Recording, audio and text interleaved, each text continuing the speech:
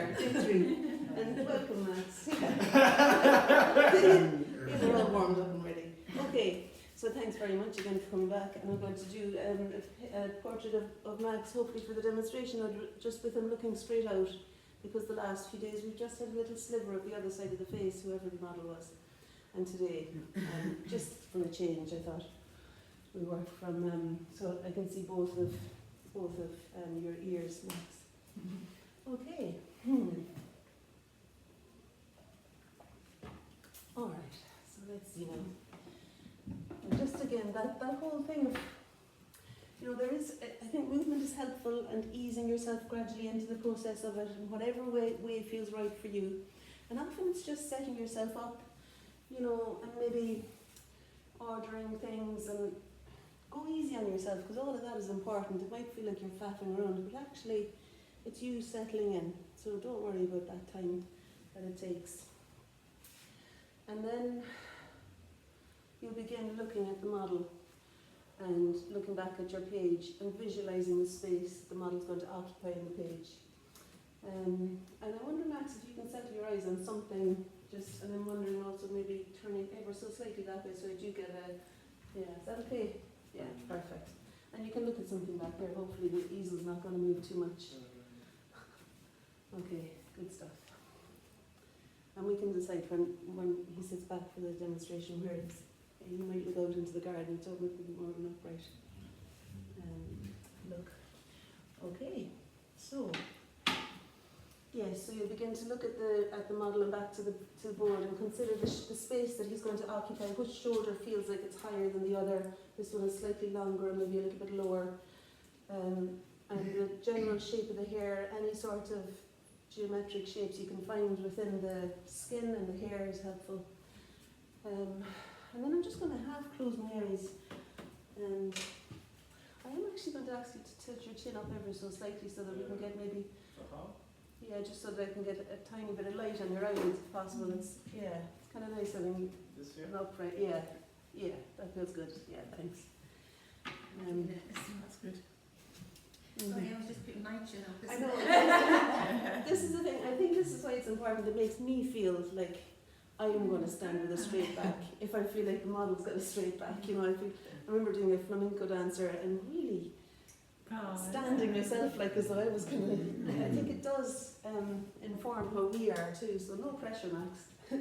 But if you can have an upright stance, that's good. Okay.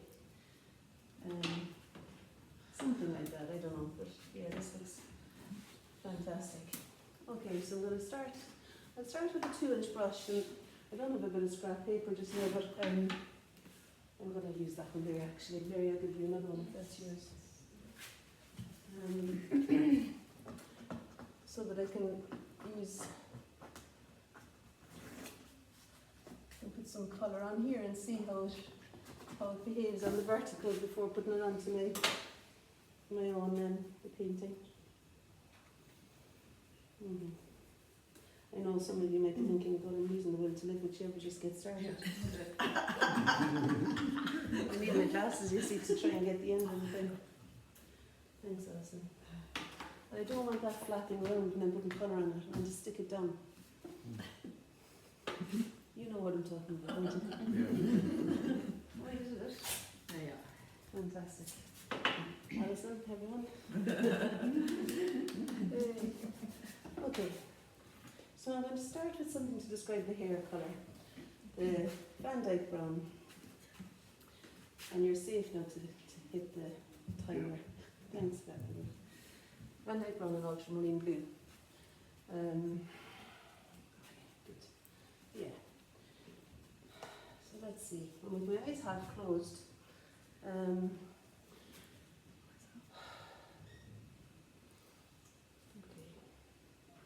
with my eyes half closed, it looks to me as though the right hand side of Max's face, the hair is a little bit darker over here.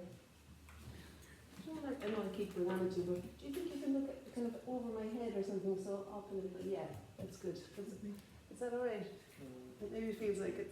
Is it? I'm not sure if I'll hold that for the for the day that you might look down. Okay, so do what you're going to do you think for the day? That's good for the demonstration. So you do whatever it is that you're going to Love move your your head. eyes. Yeah, we love your eyes, yeah. But also there's a kind of a pathos with this and a stillness to the pose where he's looking down too.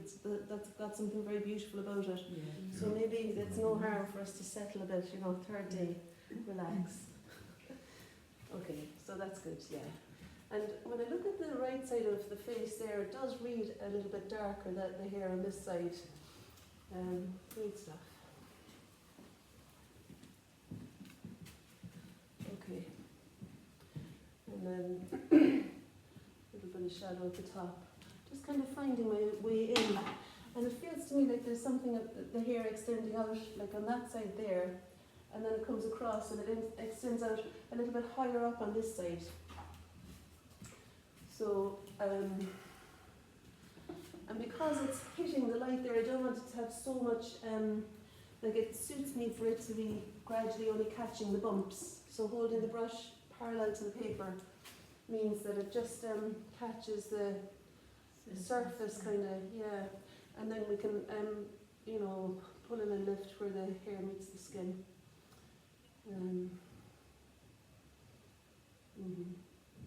We can check the temperature of the room and everything after I've done the demonstration, like, so you can see if you need anything else to be comfortable. When you leave those little spaces, are they to do with where the light's catching his Like here, Yeah. those spaces are a bit annoying to me now. I kind of just, Okay. I Well, thought you were doing it because where I the think- light catches the I hair. suppose maybe there is a broken edge there, but those peaks were starting to annoy me, so I thought, no, I want to find where the edge of him stops and the space around him starts here. Okay. But I'm not going to fill it all in like I did on that side. The thing I was focusing on there was more the shape of the hair Yeah. as it meets the skin. So I think usually with any brush mark, there's one side that you're focusing on. You can't be focusing on all the edges Yeah. all the time. So I've harnessed it down by looking at the S shape of the hair coming into the forehead there. And then whatever happened on the outside, Mm. I would later try and adjust that kind of, which is what I'm aiming to do here now,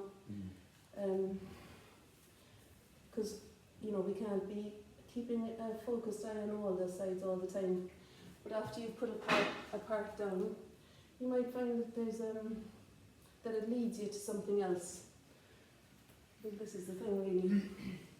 And then with my eyes half closed, there's more hair covering this side of the forehead than the other side.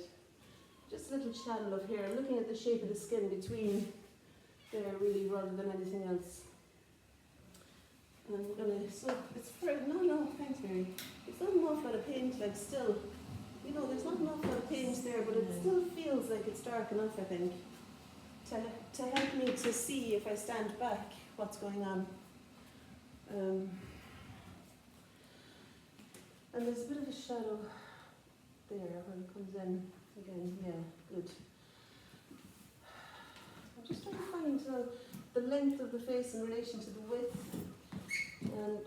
And this is a thing I wouldn't be committing to too suddenly.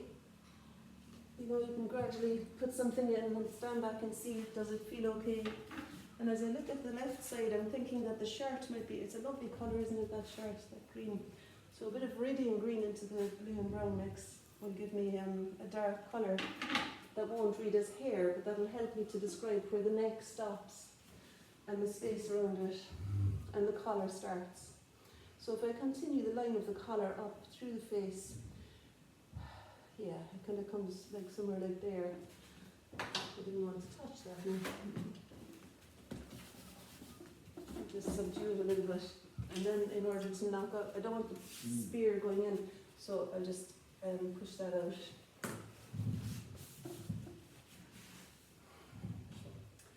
And anyway, like I don't think it would have been quite there. Let's see.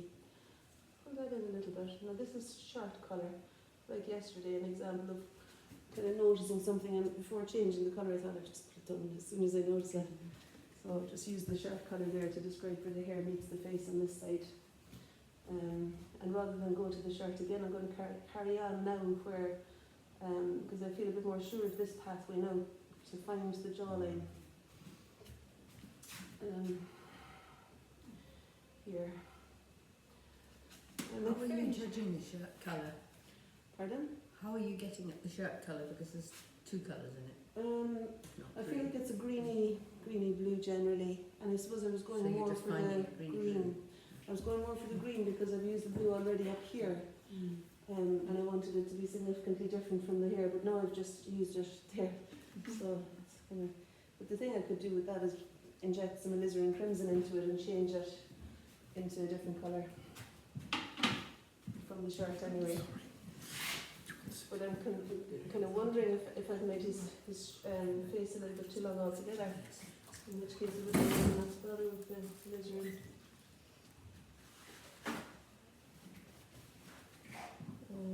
Okay, so here, yeah, there's a few things going on here now, like what would I do?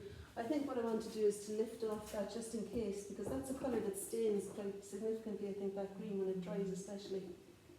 So I'm just lifting it off because I'm not positive about that. And I don't want something set in stone but I'm not completely clear about. So I'll let it be a little bit like your painting yesterday, David, how there was a bit of flux going on in the background. I kind of like that. You know, the evidence of looking and changing things and looking again. So I'll let it dry though, because I won't get a clear edge at that bit now. And if I was to look from the top of Max's head down to where his fringe stops, it looks to me like it's not that much longer below it. It's a bit longer, so it might be here, but it's not an awful lot longer, the amount of skin that's on the face. So I think I'll go with that and make a little bit more of the blue and brown, the blue and brown mix. Yeah, and really, you know, I find it really helpful to always remember any chance you can get to stop and just take a breath. Or remember to fully breathe.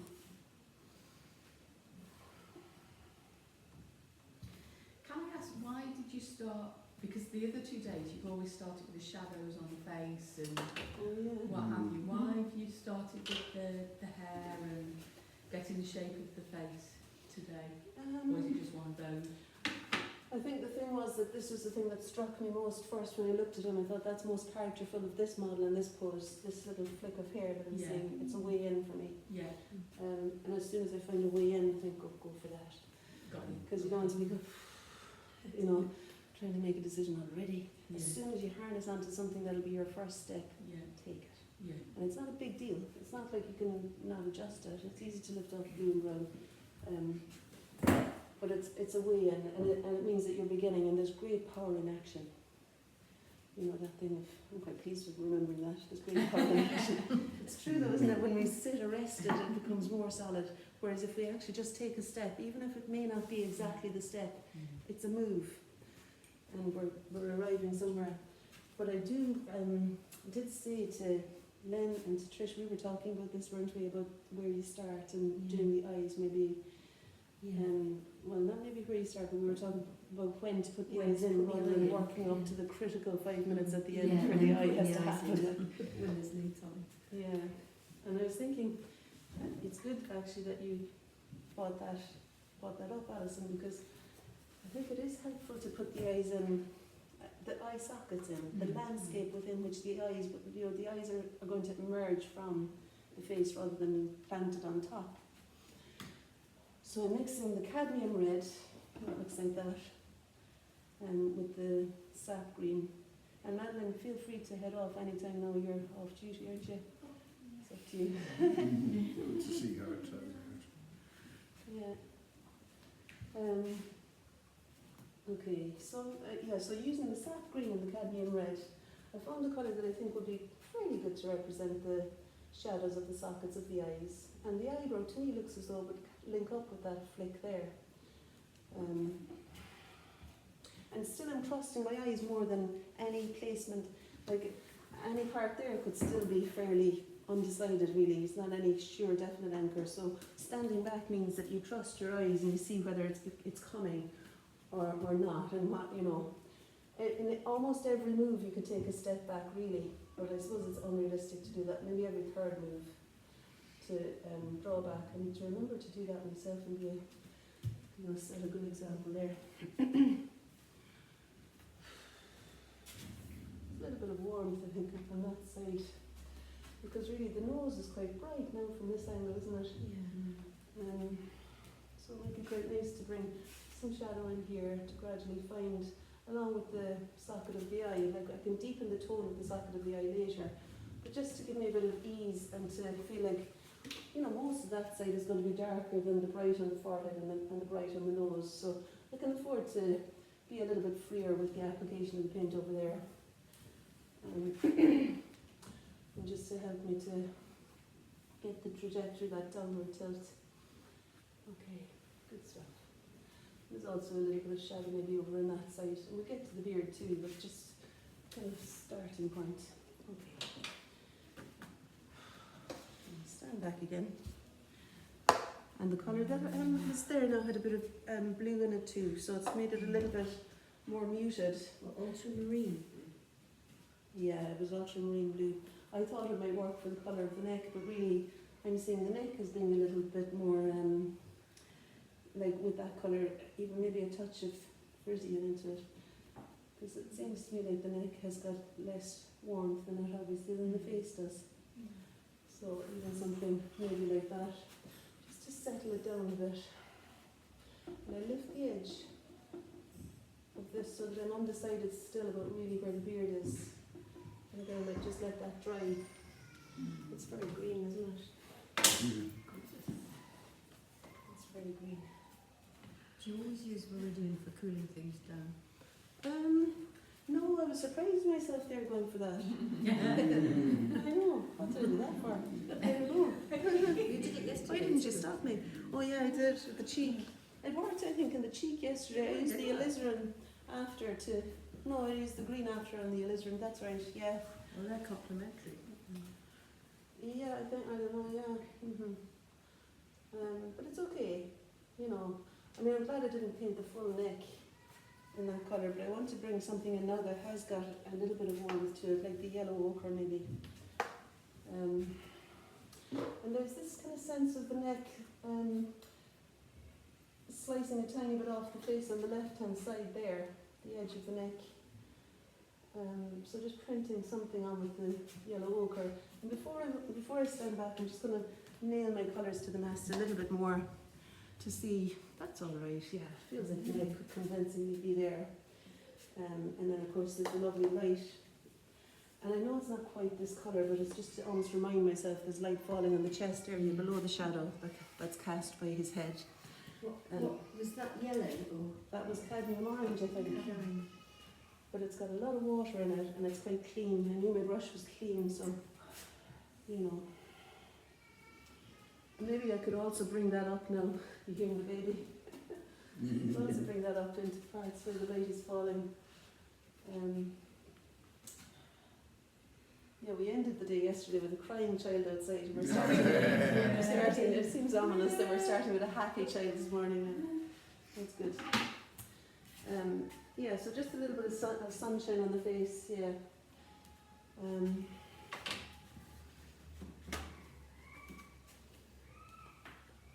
just going to print off a touch where I think there may be brightness in that cheekbone.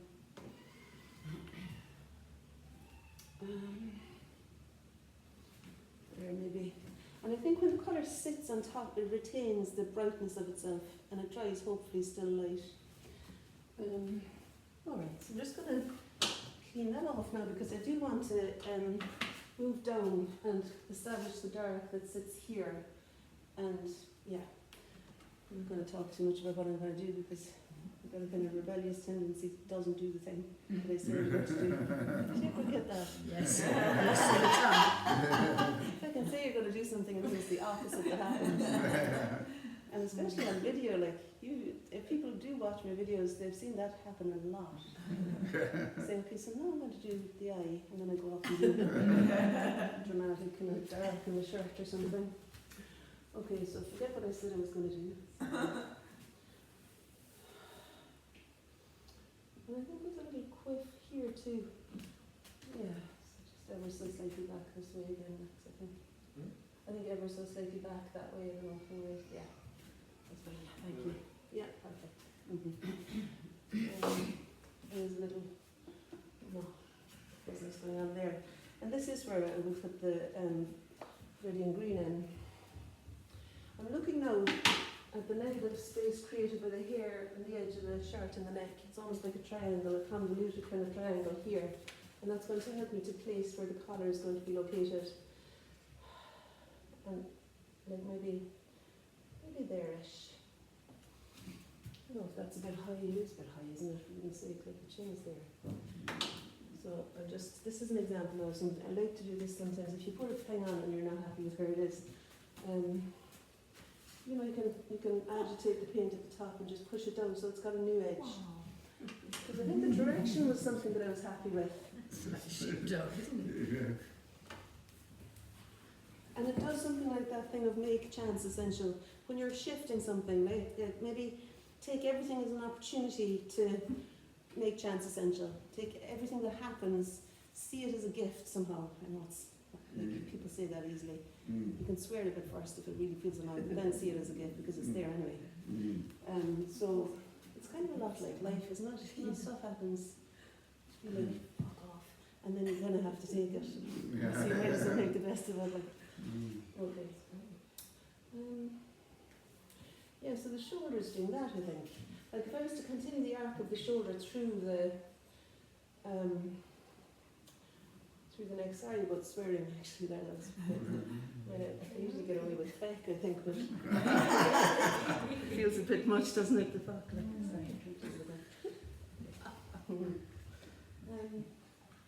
And I think on a horizontal at the top of the collar sits just a little bit above the chin there.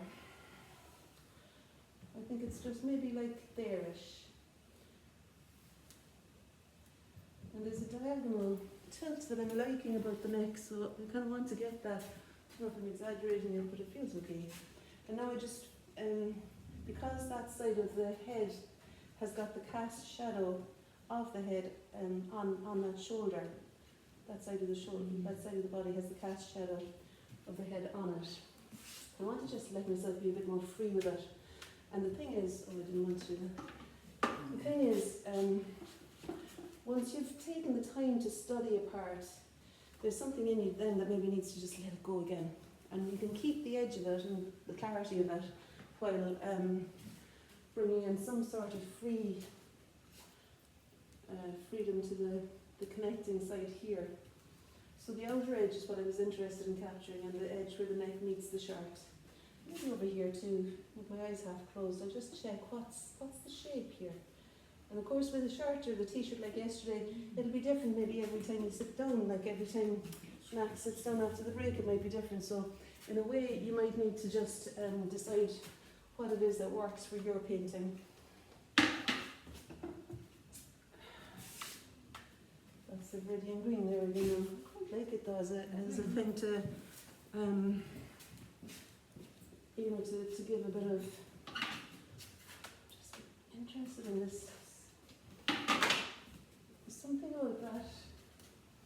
I'm not sure about the relationship between the collar and the head and things, so I'm still wanting it to be a little bit still on to play for there.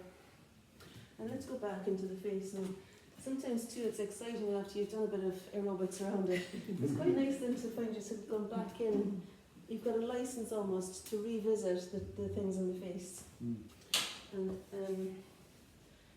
Edward, your phone isn't on silent or anything, sure, isn't it? No, we're just seconds maybe. But I want to do some sort of shadow that sits underneath the nose there. that's it. I know, and you've got the look on your face like that's it, stop. No, I'm just. Can I take one more minute, Max? Literally one more minute. Okay, so just wanting to kind of re-establish those things that I recommend looking for in the face, you know, something to describe the shadow that sits beneath the nose, to anchor down the position of it. And then a little bit more of the cadmium red into it will give me a colour that feels like the lip colour. So the line dividing the lips there. What was the shadow colour you used? That was... Sorry. Yeah. Sorry. That's a good question. It's so instinctive though, isn't it? Well, I reckon that might have been the shadow that I used there, Yeah, you know, yeah. I think that's probably the sap green and the cadmium red. Definitely the cadmium Okay, red, and yeah. the sap green is wet, so it's probably that. I think that's what went in there, and then a bit more of the red goes in order to make the colour of the mouth. You know, just to let us know that's no longer a shadow skin. It's actually the area of the mouth. But I didn't want it dropping down so much there, and I also don't want there to be so much of I don't want there to be so much carry on at the edge of it. But before, and I'm not going to go on forever, Max, honest to God. I'm just going to put on a tiny little bit to represent the little bit of hair that sits underneath the lower lip there, because that's a very helpful touch to indicate. Just pushing it up. It doesn't have to touch, because if it touches the lip now, it'll take that colour away with it. But just, oh gosh, it's weird. I think the thing is, it's maybe the gap between the mouth and the, it's like yesterday. If anything feels like it's uncomfortable, don't tolerate it for too long. I don't have to now because I'm putting that away. And when it comes back, I can adjust it. But there are things there that feel like I've kind of shifted it into, you know, okay, I am doing the thing. Just to get back something of what I was liking about the edge of it there, so that this wasn't too much of a distraction. And thanks very much, Max. That's great. Thanks a million. Stop now. Thanks for watching. Very good. Sit down there. Have you had enough already? You're like, oh, fuck this lark. I'm off. Jump in the sea. Thanks for watching.